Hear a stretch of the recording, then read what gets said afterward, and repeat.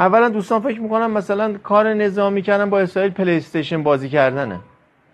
شما قدرت اسرائیل قدرت نظامی غربه، اصلا شوخی بر ما.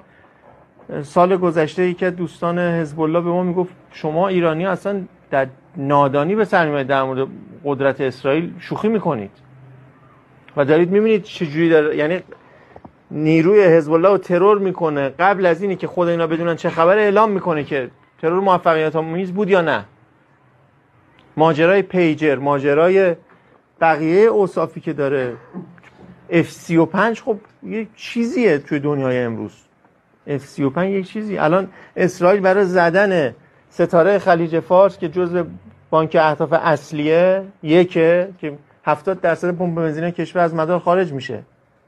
ستاره خلیج فارس اصلا اسرائیل نیاز به ورود نداره، از همون پایگاه بحرین بمب رو بلند میکنه رها میکنه. 300 کیلومتر هم در سطح میتونه حرکت کنه، مستقیم میزنه. مگه پدافندی که مثلا ما داریم مثلا حزب الله نداشت؟ پدافند ویژه‌ای ما نداریم، فکر نکنید. یعنی اینقدر جیگر میکنن نیروهای نظامی ما تصمیم میگیرن، هم توکل تو علی الله. یه 4 تا از این بمبای F-35 بیاد بخوره توی صفایه جزو بانک اهدافه. فضای افکار عمومی قم رو میتونید مدیریت کنید.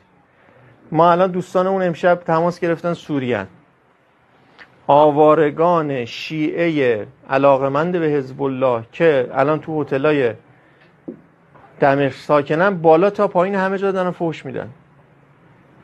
اولا ایران و بقیه هم بعد خب زندگیشون همه چیزشون.